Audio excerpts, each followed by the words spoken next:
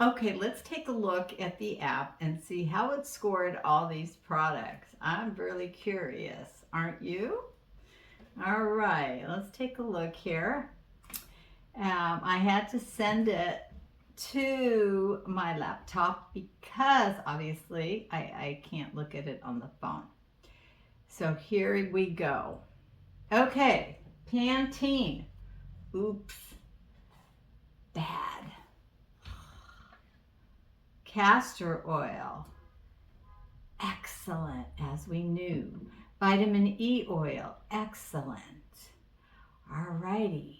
What else here? Ooh, Essie. Nail lacquer. Which one was that? Oh, yeah. This one here. Bad. And it's a kind of good brand people use. All righty. Ooh, this one. Oh, this is like a wild fig. Excellent. Okay, that is really cool. What is this brand? This is La Chanteline. I can't pronounce it, but I will do a close-up of it. This is excellent. Okay, you guys are going to get that one. Pampering Shea Butter and Vanilla Dove. Good. That is surprising, isn't it? I didn't think this brand was going to do well, but it got it good. Now, I'm going to tell you a little bit later when we're done with this what it tells you. So the lavender, remember the Body Shop stuff, lavender chamomile? Pour, okay? Now, ooh, my Parisian hand cream came in excellent. All right, so that was a good buy. Vaseline, pour. Dr. Remedy Enriched Nail Polish. Okay, this is a nail polish with tea tree oil if you have like little fungus. I have used it. It's good, but it couldn't analyze it on the app because I didn't take the photos good. You know, like when you're trying to do an automatic deposit with your check and the bank says, you know, you didn't get the photo right. Well, the same thing happened with the app. So I'll redo it. All right, Sally Hansen Insta Dry Nail Polish, bad, obviously. Oh, this is surprising. Sally Hansen Mega Strength, Ultra Strength. I think this is a base. What is this? I gotta get my glasses, people. Sorry, I'm old. Okay. Ultra Shine Top Coat. Excellent. All right, so that's a recommend. Sally Hansen Mega Strength Ultra Shine Top Coat. All together now. Alrighty, I'm just having fun. Okay, Nails Perfect, bad. Sally Hansen Insta Dry, bad. Essie, bad. All right, so you got an idea of some of the things here.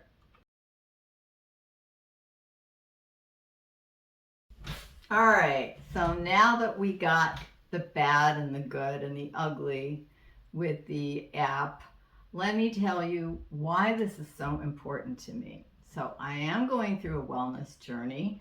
It's been over 40 years. I started when I was 18 years old. I had some digestive problems and I went to the health food store. This was way before internet or anything like that. You know, I'm 68, so that was a long time ago. And we had books, so that's what I did. I read every book on health I could get my hands on, and I started eating better and healthier, and I fixed some of my digestive issues. So it has been a lifelong passion of mine. And now I find that I'm having some thyroid problems where I never had anything wrong with any of my lab work until just a few years ago. So I have dug deep and been researching everything that I'm eating, that I'm putting on my skin, that I'm putting in my hair, that I'm putting inside my body to try to mitigate it because we can't help it. There's toxins and plastics everywhere. So I'm not going to lie to you. I did use Chat GPT. Okay, but at least I didn't write a novel with it, all right? So you got to give me a little bit of a break. And you can use it too. Just go on there to your account and ask it a question. It's incredible. So here's the response I got. Endocrine, sorry about that. Endocrine disruptors are chemicals that can interfere with the body's endocrine, which is your hormone system, leading to potential health problems. Parabens are one class of these chemicals. Here's why parabens, along with other common chemicals, are considered endocrine disruptors. Parabens, what they are, they're preservative used in many personal care products like shampoos, lotions, and cosmetics. Why they disrupt? So parabens can mimic estrogen, which is a hormone crucial for the regulation of reproductive and other bodily functions. When absorbed through the skin, they may bind to estrogen receptors in the body, potentially leading to hormone imbalances. Prolonged exposure can disrupt reproductive development, affect fertility, and may increase the risk of breast cancer. Okay. Phthalates are chemicals used to increase the flexibility of plastics, and they're found in personal care products. They disrupt and interfere with testosterone production, which can harm the development of male reproductive organs, especially during fetal development. They're linked to reduced fertility in both men and women and may contribute to developmental and reproductive issues in children. BPA.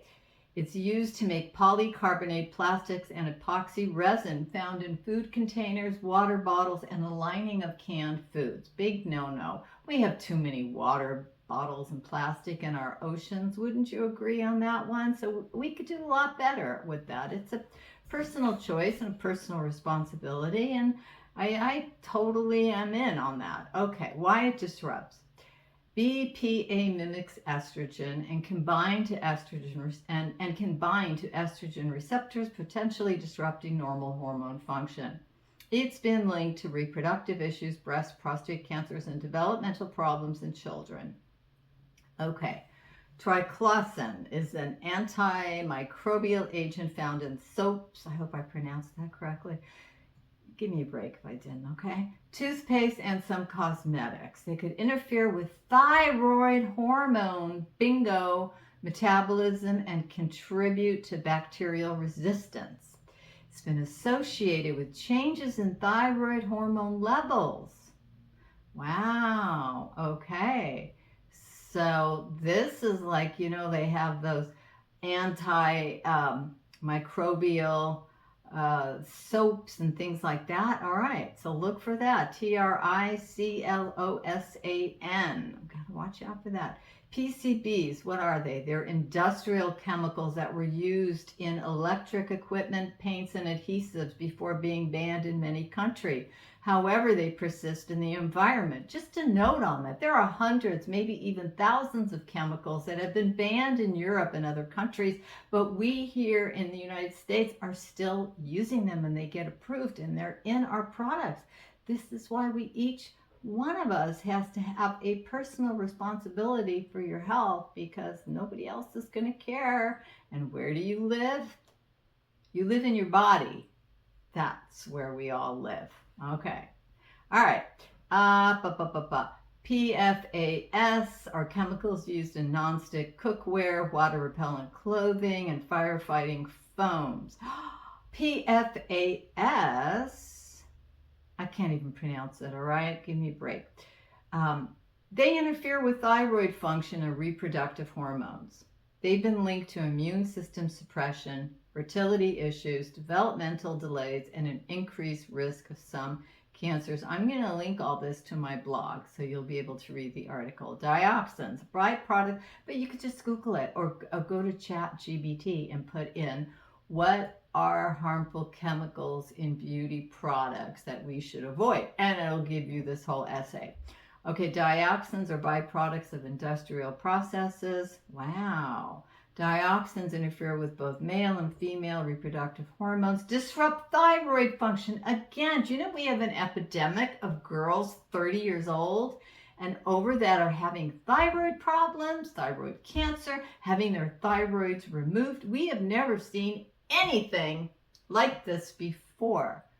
So now maybe we have a little clue as to why this is happening to so many young women, because we're using all the beauty products.